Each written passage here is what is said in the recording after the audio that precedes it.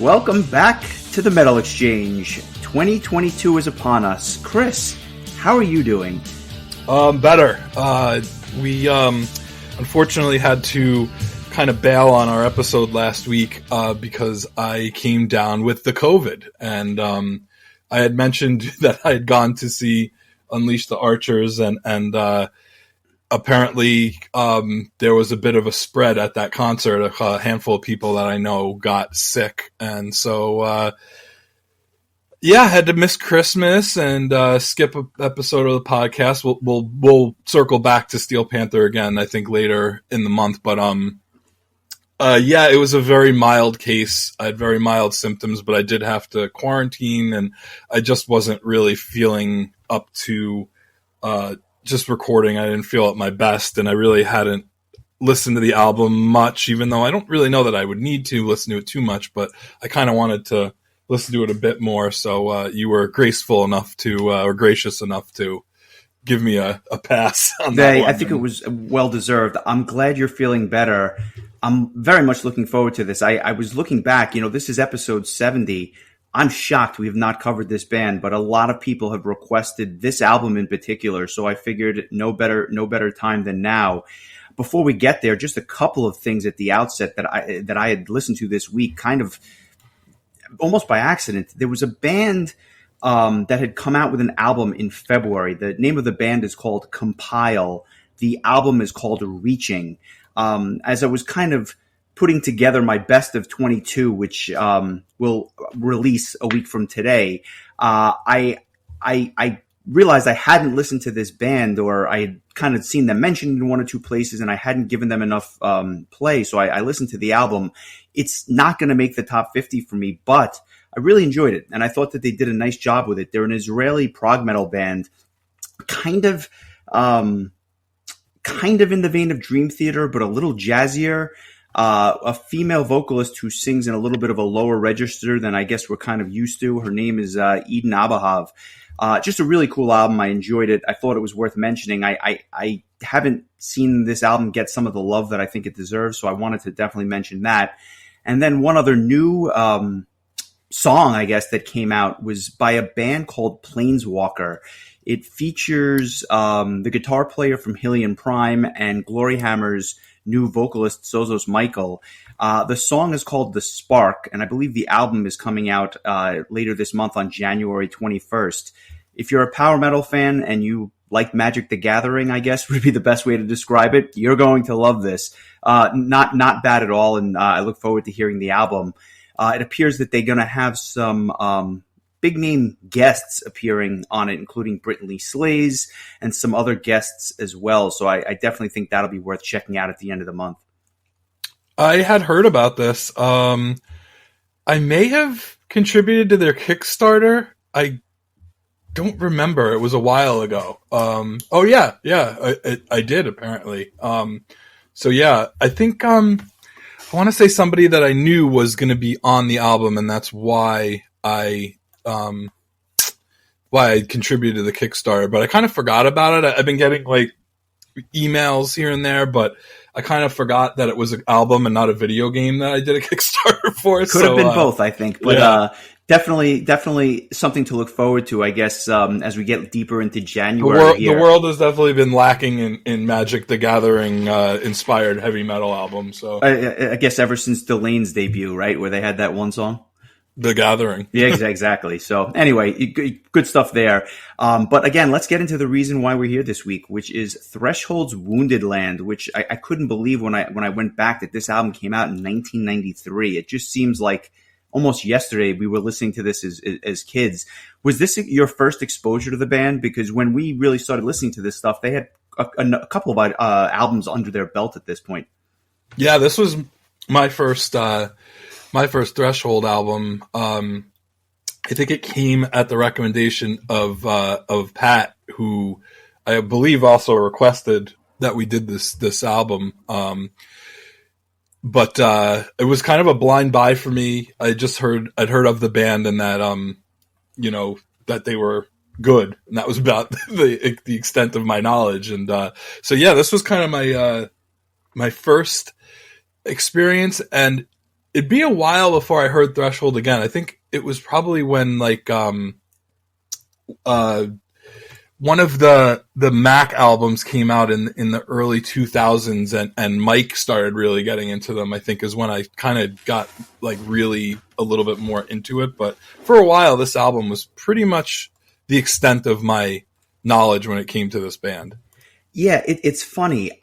This was my first Threshold album as well, and then I picked up Hypothetical. I guess it was around I guess it was probably around 2001 when it came out, because I remember that just getting rave reviews. And then between this album, which I always liked, and that album, which I thought was a masterpiece, I became like a fanboy of the band, and I've gotten everything they've come out with since then. I just think that they are a unique blend of prog metal, but that's kind of accessible. Not as melodic per se as like the Circus Maximuses or anything like that, but a lot, just very well written songs with a really unique history just in terms of their vocalists and the revolving door of drummers they had for the first half of their career. The lineup is a lot more stable now. I'm sure we'll get into the live act a little bit later, but for both of us, this was kind of our gateway into both Damian Wilson, the vocalist, and Threshold, basically, I guess, the UK's premier prog metal band, if you think about it. I can't think of anybody out of the UK that's just a strict prog metal band that's bigger than these guys in the genre. Yeah, nothing comes to mind for me either. And I think I mentioned to you earlier, like, as you know, the resident power guy, Threshold's always been a top 5 prog metal band for me, not just in the UK, but from anywhere. And their live performances have only cemented that status for me, because it's just, they put on such an incredible live show. And I was, the last time we saw them, I was, it was a little apprehensive just because I had really wanted to see them with Damian Wilson, and he had left the band. And I was wrong to have any misgivings, because their old new singer Glenn just blew me out of the water, and I thought, even though they played mostly stuff from their latest album, I thought it was an incredible, just an incredible display of musicianship on display, and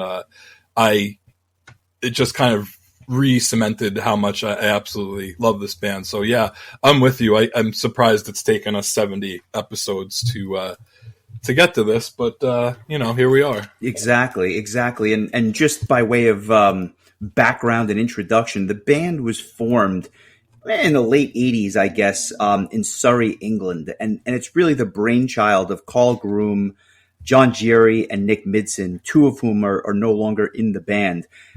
Nick Midson would basically leave the band in around 2018, 2017, and John Geary would leave shortly after recording this particular album. But it's funny because Damian Wilson is the singer and the voice of this album. He leaves the band. Glenn Morgan, who is their current vocalist, records an album or two with them, including a live album in the mid 90s. He leaves the band. Andrew McDermott takes over, and as everyone calls Mac, and releases just one incredible album after another in the 2000s. He tragically passes away. Damian Wilson comes back into the fold. He leaves the band a second time, or maybe even a third time, and then Glenn Morgan would come back. So it's like a revolving door of great singers that just seem to come back into the fold.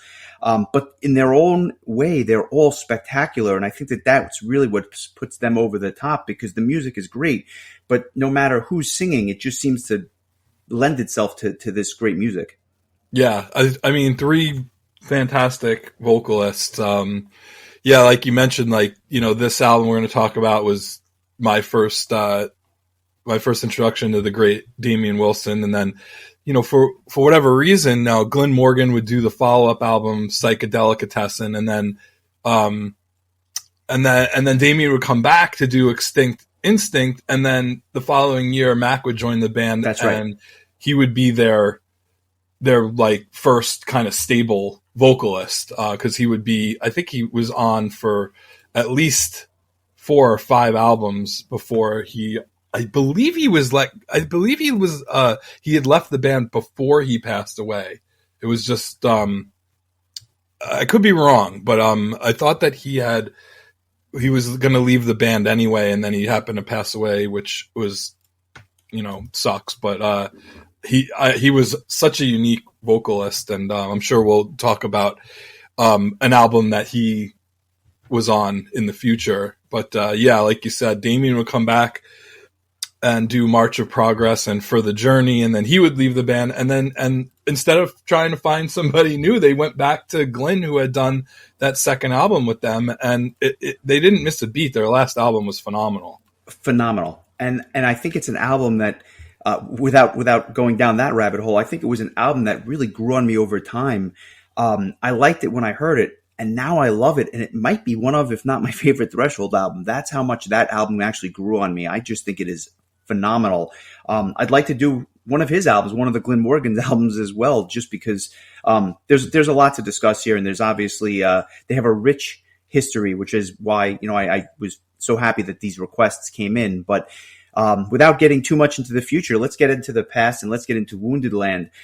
The first question I have for you is, does your perception of this album today match what it was 20, 25 years ago when you first heard it? Because I feel like I have different thoughts about it now than I did when I first heard this in the late 90s.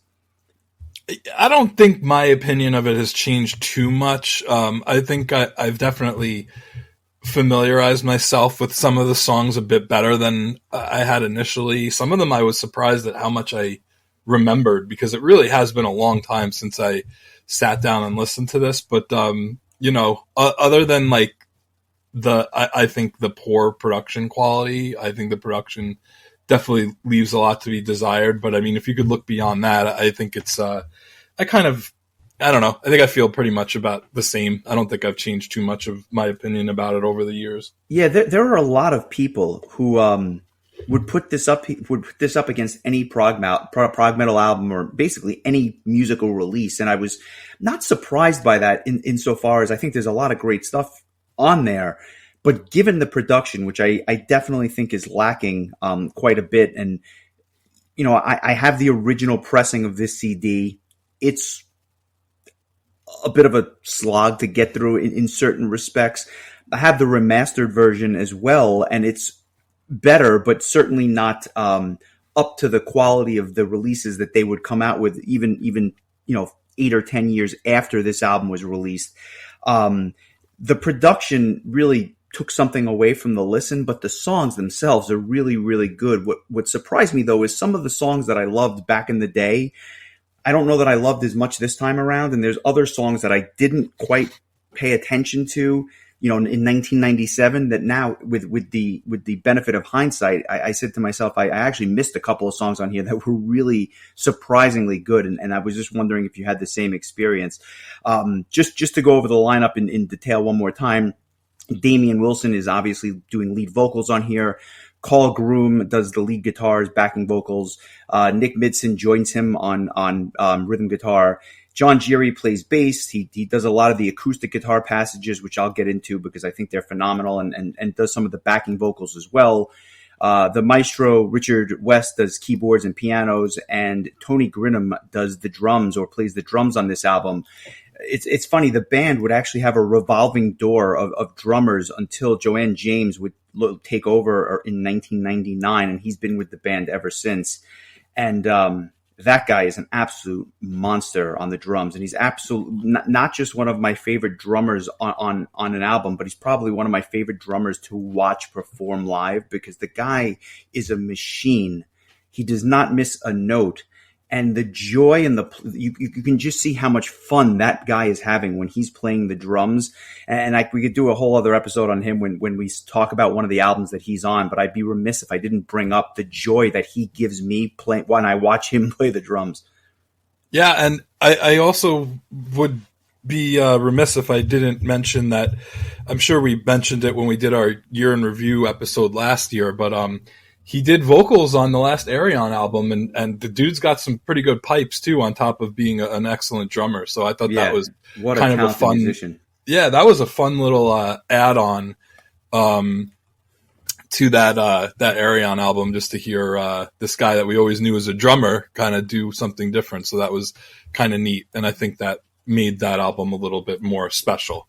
Yeah, no question about it. That was such a surprise when I saw that he had recorded vocals for the album, and doesn't disappoint. He's got a great voice, and I'm surprised he doesn't do more backing vocals at the Threshold shows, because I know that he's got another band. I think it's called Crib Grinder, if I'm not mistaken, and he actually plays the drums with a headpiece and sings lead vocals while he's doing his thing, and it's one of the most remarkable things I've ever seen. So I'm surprised. He's got a great voice, but not on this album. So we'll get to that another day. What was interesting to me, though, is the songwriters on this album were Groom, Midson, and Jerry, and it was a little bit surprising because when I think of Threshold, I think so much of Richard West's contributions, both in terms of the keyboards, which are prevalent here, but also his songwriting contributions, of which he's got no credit on this album. And I was shocked by that, because I just assumed that he was in the mix, during the songwriting process. But apparently this was the album where he just joined the band and was not credited with any of the songwriting. That's correct. Thank you. Yes. My question, I guess, for you is, when you put it on for the first time, did the production just immediately jump out to you as like being a sore point, or was it something that you kind of warmed up to over time? I honestly remember it not being that good when I first got the album, so it didn't really come as a big surprise to me. I just felt like it just is one of those things where, like, it is what it is. But I mean, it should be mentioned that this album was released in between Dream Theater's Images and Words and Awake albums, which both have fantastic production as far as I'm concerned. So, like, it's not as if we're at a time where this is just what production sounds like. Whereas, like, you could listen to Sign of the Hammer by Manowar and could forgive the sound quality because of when it was released. And this is, 1993. It could have just been a financial thing. I mean, nowadays people can record things that sound better than this in their garage using a cell phone. So, I mean, the times are definitely different. But I think also kind of is part of the charm of the album too, is that that's just the way that it sounds. I tend not to dwell too much on it, even though it is, fairly apparent. But no, it wasn't really a big deal. I think that, like you said, the songwriting and the performances kind of rise above that, and you were paying more attention to the music than the production of the music, so to speak. And it would certainly get better in time. Carl Groom produced the album. He would go on to produce the later albums as well. And he certainly, whether it was the technology, the money that was put into it, any number of things, it got better, and it got better fast. But, here we are, and let's just get into it. The album starts off with a song called Consumed to Live, which was my first real exposure to the band. I don't remember hearing any of these songs before this, like, at any point. So to me, this was kind of like my introduction to the band. What's interesting to me is this is it's like a kind of a mid-paced song with a really cool bass groove throughout. And it's one of the few times on the album where the bass really just jumped out at me as being one of the key components of the band. And the first thing you notice is Damian Wilson's voice. Like, what a find this guy was. He had originally been in a band called Landmark. And those albums also suffer from the production, the early 90s production, I guess, that was plaguing Threshold at the time. But Damian Wilson would obviously sing on this album, and he's just got such a unique and powerful voice. He would go on to play the lead in Les Mis in a touring production that would go all throughout Europe, which I just thought was a testament to his talents as a singer. But it hit you right away on Consumed to Live. And to be honest with you, it took me all this time to realize that there were, in fact, backing vocals on this track. I never realized that until I listened to it with headphones this time around. I think this is a really good representative Threshold track, and probably the best song to open up the album with. But it's not my favorite track on the album, which I found a little bit surprising, because I think this was one of the songs that I held in higher regard until this time around. Something about this song just didn't pop for me the way it used to which is a little bit different because I thought I was going to love this, and it was good. It wasn't as great as I expected. Yeah, it's on the higher end for me on the album. I love towards the beginning of the song. There's like a part that I think would become pretty like much a threshold, like a threshold. What's the word I'm looking for? A staple, where like the guitars would kind of fade out, and then you would just hear like this thumping bass drum with kind of like a bass guitar solo. And I remember when I heard it, I was like, oh yeah, this is still like a threshold kind of, something that they still do to this day. And that it's kind of a cool little way of reminding you like, yeah, this band throughout the personnel changes over the years. And I mean, we're coming on, 40? How many years to this album? 30 years 30. ago? Which is wild. Yeah, it still kind of has that little flavor of threshold, and I guess the fact that Damian Wilson's singing on it probably doesn't hurt either. But yeah, I enjoyed the song. I like the use of the keyboards early on. I love like just Richard West's influence on the band, both as a songwriter later on. He doesn't have any songwriting credits on this album, but just his style. I enjoy him a lot. I'm probably will mention on next week's episode his side project, League of Lights, which I enjoyed quite a bit, and he also helped co-write a song on Power Quest's last full release. He co-wrote the title track on the Sixth Dimension album with Steve Williams, which was a really cool track, and also featured Annette Olson doing guest vocals. It's a kind of a cool little little Nightwish, little Threshold, little Power Quest all rolled into one. But I did notice that some of these songs are kind of long. Like there's 4 songs or 5 songs that clock in over 7 minutes. I guess not terribly uncommon on a prog metal album, but I didn't feel like this one really dragged much for an 8-minute track. I thought it was good. It's not my song of the week, but it's one on the higher end of the songs that I enjoyed on the album. Yeah, it's. I think it's a good song. Like I said, there's songs that I like better, and we'll certainly get to those. I'll transition to the second track, which is surprising to me because I hated this song when I was younger, Days of Dearth. It's the second track.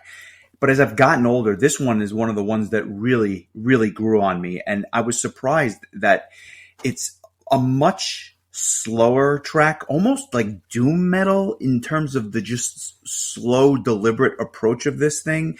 I think the chorus is kind of weak, but the verses themselves are really, really good. It starts with like this march-like intro, which I didn't know where they were going with it when I first heard it, but it's unmistakably Threshold in the sense that it has that, as I like to call it, the Carl Groom guitar crunch, which just permeates this entire song. And I thought it was a nice segue track between the opening track and Sanity's End, which we'll get to in a little bit. The keyboard samples on here, and you mentioned this with Richard West earlier, are fantastic and really makes this song just a really, really a good song, which I think is underappreciated in their catalog. Yeah, I don't like it.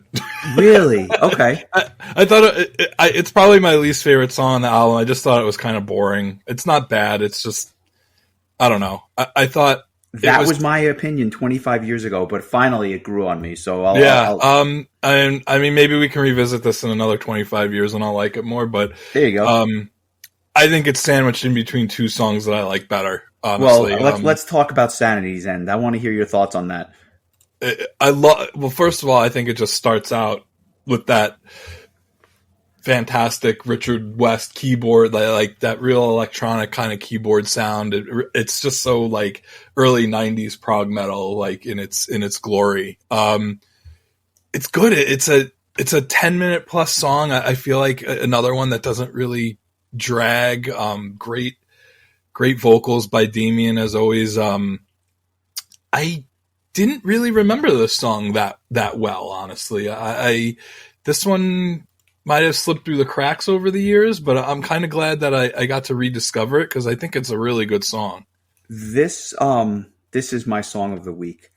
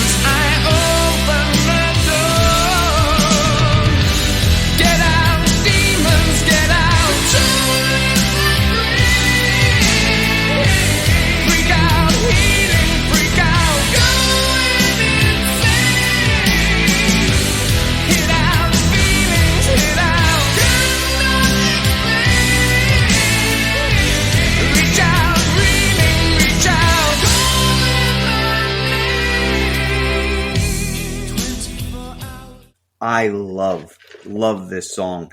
In my opinion, this is the start of two back-to-back gems on this album. I never knew the song was about drug abuse, but then when I went back and I looked at the lyrics, it certainly makes sense what this is about. But from the opening notes, and you mentioned it with the keyboards that start this thing, this is just an epic tune. I think that the drumming on this song is probably the best on the entire album. I think the choruses are good. I think the verses are great.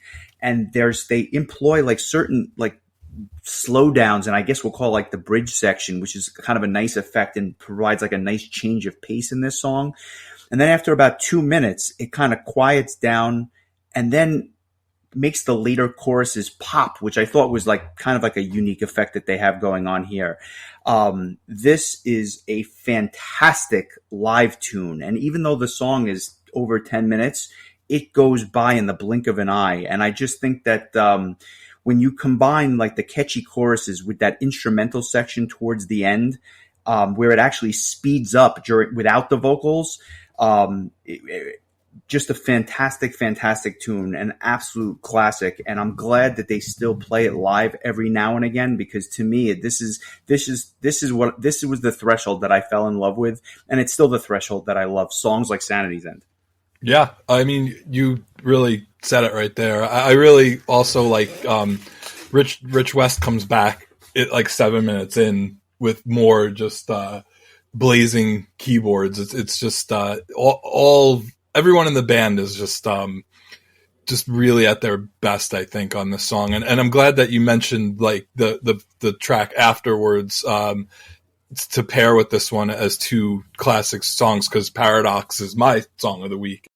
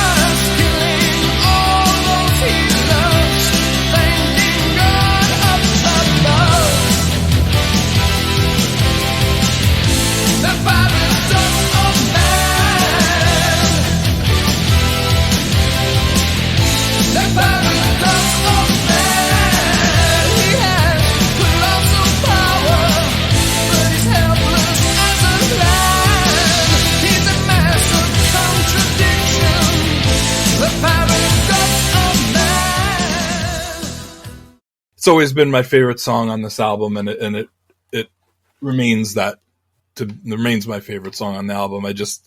Every time I hear it, it just puts me in a good mood, and it reminds me of the first time I saw the band live. We talked about it at length when we did our episode about Prog Power 3, but I think about how cool it was to hear that song live, and it's always stuck with me, and it's still my favorite song. It's still one of my favorite Threshold songs of all time, but really good stuff. Kind of starts out a little unassuming, and then it just kicks in with more just fantastic keyboards, and it's just, yeah, this is just a great song, and it's almost a little disappointing that these two songs were so early on in the album, but yeah, two great songs in a row, and so there you go. Both our songs of the week. One after there you go. I'll say this: Paradox used to be my favorite, so I completely understand what you're saying.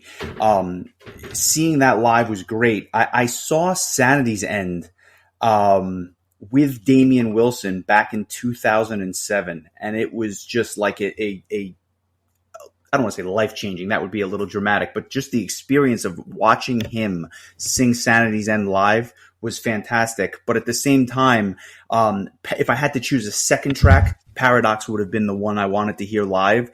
That keyboard intro, and I have no right to say this, but it almost reminds me of Love Games in a way when we talked about Pretty Maids, just the way that they employ the keyboards before the rest of the band comes in. Not that it sounds the same, but just the way that the song is constructed. This to me was always like the most accessible song on the album, and if I was going to play something for someone that's never heard the band or wasn't into prog, I'd play Paradox. I think that the first verse is a little bit but it really picks up, and every verse gets better and better, and it has this slow build, which I love. Just a really fantastic song, and I think it's an excellent choice. It would have been my second choice if I had one if I had a second song of the week. Yeah, I love the bridge that leads into the chorus, and also we haven't really talked too much about the lyrical content on this album, but this is one of at least a handful of songs that are just kind of about the environment and just man's the destruction of the earth, and I mean it's kind of like look at the album cover it's a globe with a giant hole in it, and the album's called Wounded Land. It's a very cool cover for an older, an album that's almost 30 years old. It's I like that it makes you think, and very this introspective. Song, yeah, and this song is definitely just all about just the paradox of mankind being given, everything and kind of just pissing it away. And if anybody follows environmentalism today, the song probably rings even more true than it did 30 years ago. So it definitely holds up in that regard. There's no question about it. It could have been the theme song to the new film Don't Look Up. If I don't know if you've seen it, but it's a new Scorsese movie where it has very strong undertones about the government and how they treat environmentalism and like the climate and all that stuff. So it was kind of timely to listen to this song around the same time that I watched this movie on Netflix. So interesting stuff, but that's definitely my favorite song on the album. And it was weird to me, like finding out years later that Damian Wilson wasn't like their consistent singer up until the time that Mac joined the band. Like the whole in and out thing was interesting because he just fits in so well, and this song is definitely one of those examples. Yeah, no question about it. And it's sandwiched in between the other, epic 10-minute track on the album. On an album full of epics, there's 2 10-minute tracks, the second one being Surface to Air. This one's a bit of a slow starter. It almost begins with, it doesn't almost, it begins with like this piano with Damian Wilson over the top. And if you didn't know any better, you would think it was going to be a ballad. Almost has like a Savatage rock opera feel to it at the beginning, which is kind of a nice intro. This is kind of like a groovy track that I would argue that the chorus might be Damian's best vocals on the album, just the way that he like sings that chorus over and over again. I think it's great. The album really picks up though in the second half of the song, which is a lot more upbeat and really good. And the way it builds and builds and builds towards that second half of the song, it almost has an Anathema vibe to it, just in terms of the way that their songs build and build over time as you get deeper into the song. The best way I can describe it really, though, is a tale of two songs, because the second half is so kind of uplifting to me, whereas the first half is kind of depressing. Not my favorite track, but I do like it, and I kind of like the contrast between the two sections.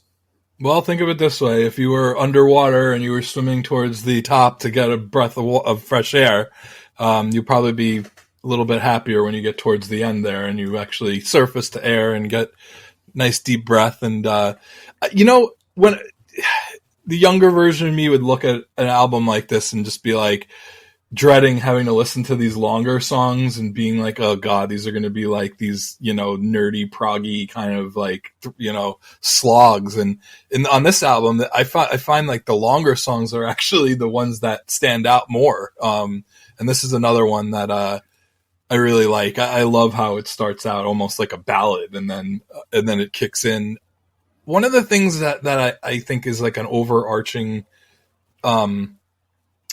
way to describe this whole album is that it feels like it's still in the 80s a bit, like this song especially, but like it feels like there's definitely still those sensibilities of the late 80s hard rock metal like just sound that have kind of like bled into the early 90s. I feel like they definitely did that more than Dream Theater did. I feel like Dream Theater kind of embraced the 90s with Images and Words, whereas this is still kind of almost a love letter to the 80s. And I mean that in a good way. Like, it's done in such a well done way, and maybe just kind of like the subpar production kind of adds to that. But this song kind of makes me think of an 80s tune. Yeah, good stuff. I don't really have much else to add. I think everything you said was pretty spot on. Well, we get to one of the shorter tracks now, which is Mother Earth. It's the 6th track on the album. I'll say this. To me, this was really the start of 2 of the more mediocre tracks back to back. I always felt that this was kind of a filler track. The verses actually remind me of the way that they would construct their verses on a lot of the later albums. So you can definitely hear that they were kind of paving the road for the Threshold sound as early as their debut album. But I just never enjoyed the chorus on this song. I don't think it's a fantastic song. Not bad, not a bad song, just not very good in the grand scheme of them for a band that just writes so many good songs. This is really one of the more mediocre ones for me. Yeah, same with me. It's probably my second least favorite. It's funny, like the 2 songs that clock in at around 5.5 minutes are the ones that I don't care for as much as the others. It's fine. I feel the same way about Days of Dearth. It's kind of the same for me. I like this one a hair better. But it's just okay. It's almost like the band, they excel more when they have more time to kind of do everything they want to do, and trying to cram in everything into a shorter song, it almost is puts them at a disadvantage. At least that's the sense that I get on this album. I felt the same way, but again, I don't think I ever really realized how key heavy this album is, and this is another song that uses a lot of keyboards in it and stuff, and so it would probably explain why I enjoy it so much, because I'm definitely a fan of anything with keyboard driven sound. Yeah, no question. Siege of Baghdad is the next track, and this was another one that kind of grew on me over time. I was not a fan of this one when I was younger. I think it's much better now. We talk about, the tracks related to the environment and drug abuse. This one is also very aptly named and very, very timely even today. It has a little bit of a Middle Eastern feel at the start, and almost this ominous sound, which I guess would make sense because you're talking about the takeover of Baghdad. I actually kind of like this, and the more I listened to it, the more it grew on me. I think the choruses were a little bit weak, but the verses are good. There's a guitar riff that just permeates this song, which I thought was fantastic, and I can't seem to put it reminds me of something. I just don't exactly know what it was.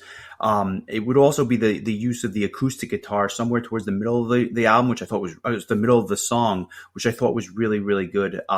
Probably could have been about 2 minutes shorter. I think it could have been a tighter track. I don't think it needed to be as long as it was, but not bad. Not bad at all, and definitely a song that was getting better with time. Yeah, just like the actual Siege of Baghdad, I kind of wish that this wrapped up a little bit quicker. It's again kind of towards the bottom half of my my favorite songs on the album. I do enjoy that, like you mentioned, that kind of acoustic guitar solo in the middle. It kind of reminded me of when Yngwie would do some of his kind of like Spanish guitar kind of stuff. Like a Spanish guitar acoustic solo. I think that for me, that's kind of a highlight of this song. Sticking to just being a very topical band lyric wise, this is another song in that discussion. So I don't really have much else to say about this one. The album closes with Keep It With Mine, which is the only ballad on the album. And it's kind of interesting that they would have this epic laden album end with a 2.5 minute ballad with just Damien singing over acoustic guitars. But it's a beautiful song with beautiful lyrics. And there was a real missed opportunity, in my opinion, because the band would ultimately release a acoustic album with Mac. I guess it was around 2003, 2003. It was called Wireless: The Acoustic Sessions, and it was basically 10 tracks done acoustically with Mac on vocals. And I never understood why "Keep It With Mine" wasn't one of the 10 tracks that were selected, because it just kind of fit perfectly, in my opinion. But they didn't choose it. This is a great track, and one that I would just love to hear live at some point. It has a bit of a Tesla ballad to it, one of the bands that we covered in the archives. So I actually hear a bit of Tesla here, mixed with a bit of Final Fantasy. There's something weird going on at the end, but it was a really, really interesting blend of stuff that was going on here. But I think this is an unheralded track, to say the least. I could not agree more. I this was always a favorite of mine, even going back to when I first got the album. And, when I was in high school, and I've mentioned it before, I would kind of gravitate towards these ballady type songs. And the fact that it's like in 2.5 minutes, it's just pretty much as accessible as anything's going to be on this album. And I don't know if I could really picture Max singing it, because I think Damien sings in a really high register on this song, which is just vintage Damien. And the dude, he was probably about 23 or 24 years old at the time. I don't know if I could picture anyone else singing this song, honestly. Maybe that's why they didn't do it. I know you have, but if anyone out there has ever listened to Damien's solo stuff, this is more akin to, like, his solo stuff is really not metal at all. It's actually more of kind of like a folksy, like, acoustic guitar kind of thing, where it really, I think, puts more focus on his vocal style than anything else. And so I think this is kind of almost like a little preview of what Damien would kind of go on to do on his own in the future. Yeah, no question about that. It's a unique way to wrap up the album, but I'm a big fan of the song, and I definitely appreciate it. And I happen to like Damien's solo material, even though it's a far cry from some of the heavier Threshold tracks. The re-release of this album would actually, they would re-release the album in 2001 as a special edition, and then again in 2012 as a definitive edition. And there were 3 tracks that actually appear, and I'll just mention them briefly. I don't know that we have to get into too much depth here, but there was 3 tracks that were added to the album, and they're all kind of special in their own way. The first track is called Intervention, and it basically was a released in 1992 prior to the album coming out, and it was the band's first professional release, which I thought was kind of cool. And it's a good track, a surprisingly good tune, really. And I'm surprised that it didn't make the final cut of Wounded Land itself. Kind of dark, very catchy for a brooding track, and it would almost kind of set the stage again for that Threshold sound. And they did it with their first track, which is kind of interesting that they've stayed true to that sound, but never felt like they were repeating themselves for 30 years. So I think that's a remarkable achievement. The second track was called... I just want to say, I like this track quite a bit more than the lower end songs that made it on the final cut of the album. I agree.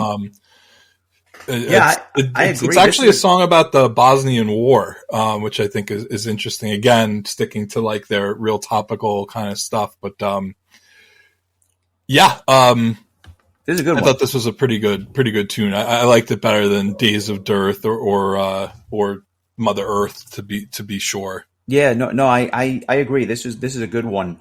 The second bonus track is called Conceal the Face. This track apparently don't have really much to say other than it was a demo track from 1991, as would Shifting Sands, the next track.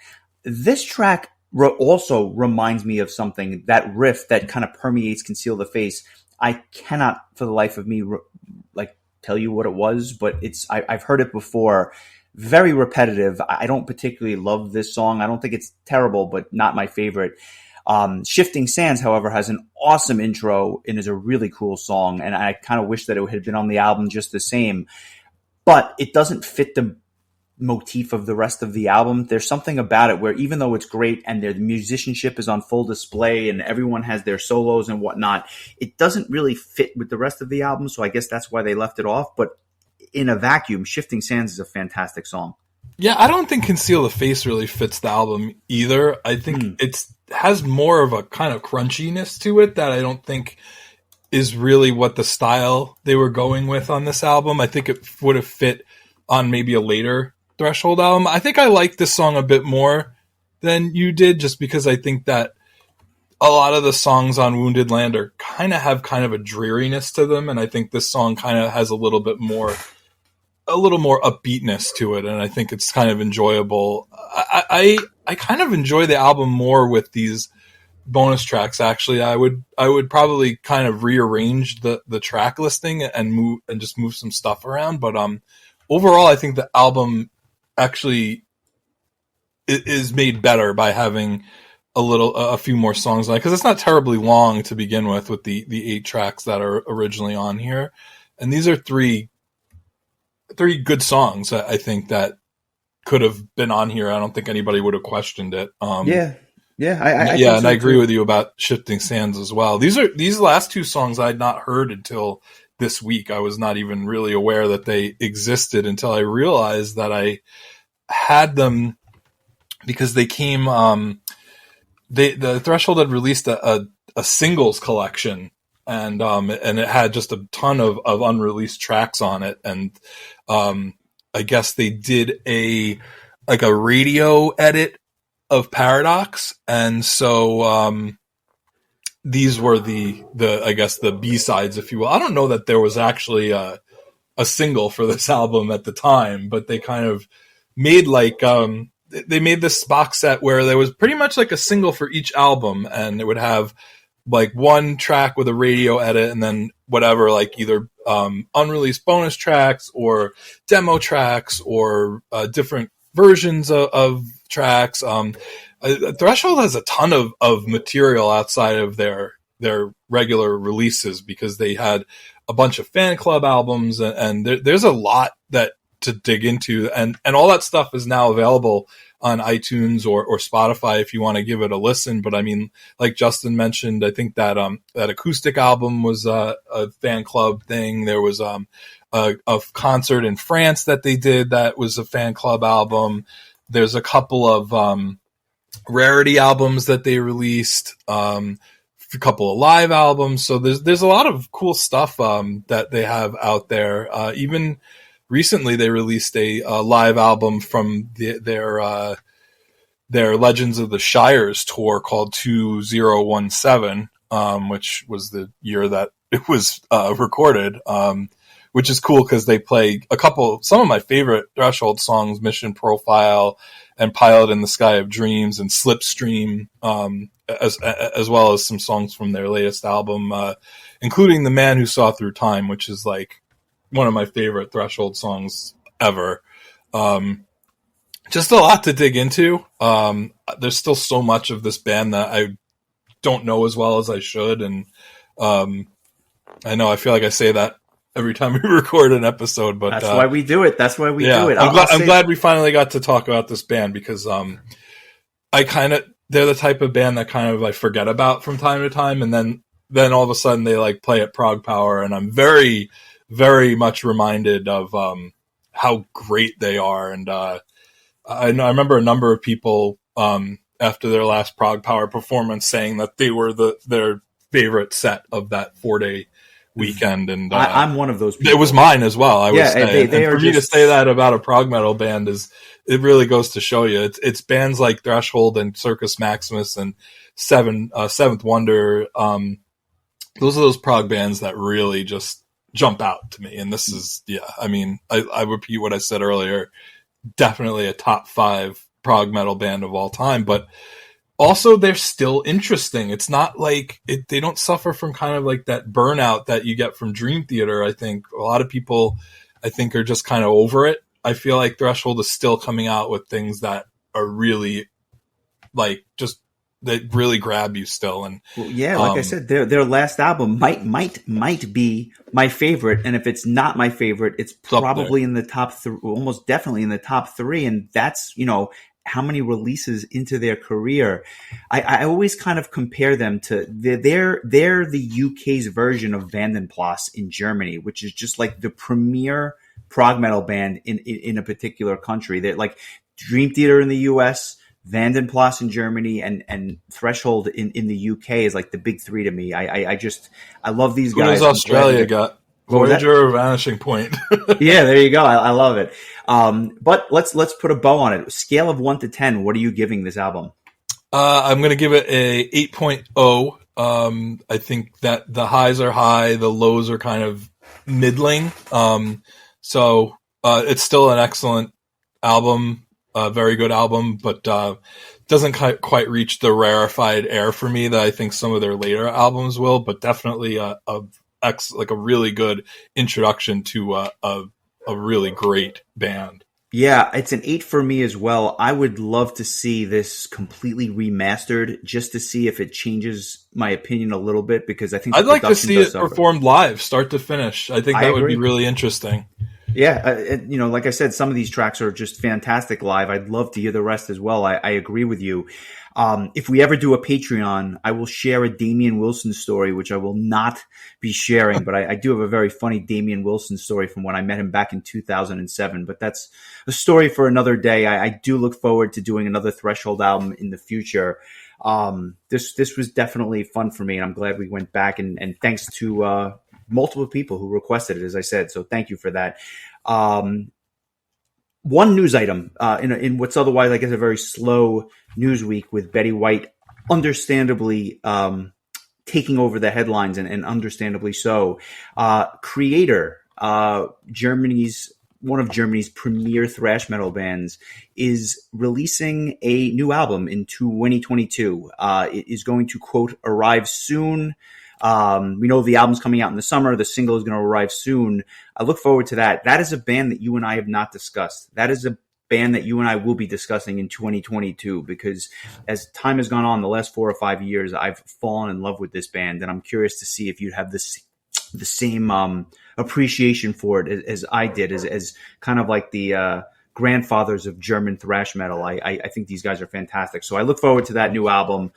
But next week we come back with our best of 2021, which is it's an episode that I look forward to all year. And I know we've kind of been working to compile our lists and get our stuff in order. I'm still working on mine. I have a couple of things I need to finish up, but I look forward to coming back and discussing that with you next week.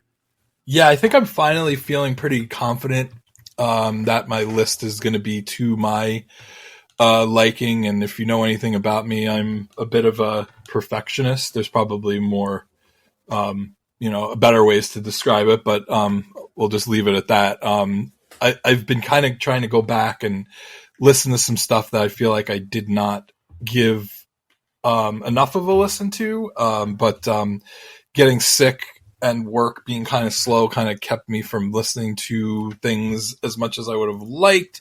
So I'm kind of towards the bottom end of my albums, just kind of more constructing an order so much as deciding what's going to make the list or not.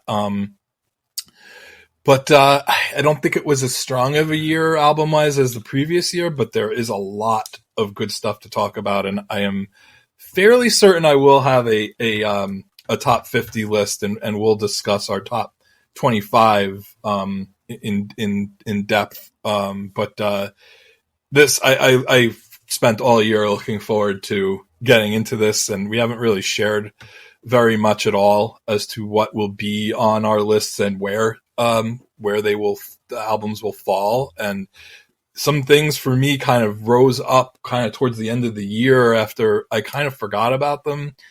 And then there were things that I thought at the beginning of the year were really like top flight stuff that kind of ended up getting usurped, I guess, by some of the later stuff. It's hard to do this, just because a year is a long time and a lot of stuff comes out, and you listen to a lot more than I do. but we do our best to put it all together. And I have one more week to kind of just make sure I'm super happy with my final list. But I'm really looking forward to doing this. And I didn't even know that Devin Townsend released 2 albums at the end of the year. I haven't listened to either of them, and I don't even know if I'm going to get They to are it. not in the traditional Devin Townsend And that's what I was told, style. and that's what I was told by Knops, which is kind of why I didn't prioritize listening to them. I also haven't gotten a chance to listen to to Damian Wilson's most recent solo album, speaking of which, and so I'm going to try to squeeze that in, and I haven't had a chance to listen to the Justin Bieber and the Baron von Raschke experience, but I'm looking forward to giving that a listen. I might not listen to it until we get closer to Prague Power. I guess we'll see. It's just there's only so much time I can spend listening to all this stuff, but that's just some of the stuff that kind of fell off the radar that I did purchase, but just didn't really get a chance to listen to. But my God, there was a lot of albums. There were, and when the year started, I started hearing singles, and I won't get into too much detail, but I'll just say that there were so many singles that were released. I thought that the year as a whole was going to be maybe the best ever in terms of quality and just great albums. And what I found myself thinking towards the end of the year is there were a lot of good releases. There were not a ton of like either genre defining or best album by a particular band type of thing. There wasn't as much of that. And I thought that the higher end of 2020 was actually maybe a little better than the higher end of 2021 as a whole, although there are certain albums that are obviously very, very good and some that are great.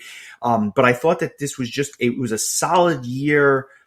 I guess what I'm saying is this: the difference on my list between a 46 and a 22 is almost non-existent depending on the day. You could throw them in a hat, and one day it could be 22 and the next day it could be 49. I think that makes putting them in order all the more difficult. Yeah, because it's almost based on mood. But I think that the cream definitely rises to the top, and my top 5 is definitely my top 5. But after that, depending on mood or depending on what I've listened to recently, I think you could kind of throw the rest into a hat. So I'm trying to make this as scientific an exercise as possible for a inherently unscientific, process here. But that's what we're doing. It should be fun. I look forward to discussing it. Unfortunately, there are no right or wrong answers, so we both get A's at the end of it anyway. So that'll be next week. Keep the requests coming. We love the engagement with everyone. So keep that coming. I should note, and just in case anyone has an interest, we opened up a new Reddit page. If anyone wants to reach out to us on Reddit, basically it's Reddit / Metal Exchange Podcast. You can find us there. We post stuff throughout the week. So hit us up if you have any comments. We can interact with everyone there. Obviously, our Facebook, our Twitter, our Instagram are always up and running as well. So we will come back to you next week with our best of. We will do Steel Panther on the 20th, and then you'll get to choose something on the 27th or for the 27th before we get into another request in February. So enjoy the week. I also, just one last thing. Staying on the topic of Damian Wilson, I was a little disappointed to see that he's not going to be a part of the new Star One album that's coming out in February, which is the first time he will not be on a Star One album. He was on the first two, him and he's on it. He's on it. Oh, I'm looking at a list and I do not see his name on it. Yeah, they announced it about 2 weeks ago, and I think I saw the same thing as you did, but then I saw about 2 weeks ago that they announced him as one of the vocalists because he is such a key member, as far as I'm concerned, of that band and of a lot of what Arjun does. He's definitely on there, and I'm definitely looking Is Russell Allen not on there? Am I thinking of Russell Allen? I did not see. Yeah, because in the first two Star One albums, Russell Allen and Damian Wilson are kind of the vocal stars of the show. And so I think this album, at least from what I've heard so far, it's starting to, it feels like more of an Ayreon album than a Star One album. But I mean, I'll reserve judgment until I can hear the entire thing. But I feel like there's a lot more, instead of kind of focusing on two vocalists, there's a lot more guests. Brittany from Unleash the Archers, Jolyn Turner, Floor Jansen and her sister Irene, Roy Khan, Marcella Bovio, Mike Anderson, apparently Damian Wilson. And then there's Steve Vai has a guitar solo, Timo Summers, Formula Delane, Michael Romeo has a guitar solo, Bumblefoot has a guitar solo. So it's another who's who, but because of the way it's constructed, you would think it's another Arion album. Yeah, I mean, Star One to me has always been kind of a little bit more power driven than Arion. Has a little bit more oomph, especially the opening tracks on the first two albums. They both are just these really ass kicking, fast grooving songs that are very different from what Arion does. So I'm really looking forward to this one. The tracks I've heard so far are fairly different from one another, so I just did want to throw that out there. I'm sure we'll mention it in February when the album is released, but this is one of the ones that I'm looking forward to, and we'll probably talk about it too next week, because we one of our award categories, I think, is most anticipated album of 2022, so that's up there for me. So not to drag this on any longer, but I did want to mention that since it did kind of involve Damian Wilson. Timely and well said. So thank you. Definitely we'll be touching upon Star One again soon. But with that, I have a week to finish my list and to make sure I have all my awards. So I think I'm going to get to that right now to get that started. Hopefully it's a little bit of a slow week so I can focus even more attention on it. And we'll be back next week with our best of 2021. So I'm glad you're feeling better, and I will catch up with you soon, man. Take it easy. It is good to be back. I enjoyed getting back into the swing of things. And Happy New Year. Happy 2022. Hopefully it's a little bit better of a year than 2021. I don't feel like it would take very much to do that. But Happy New Year to everybody listening, and stay healthy, and we'll see you next week for the year in review. Cheers. Take care, buddy.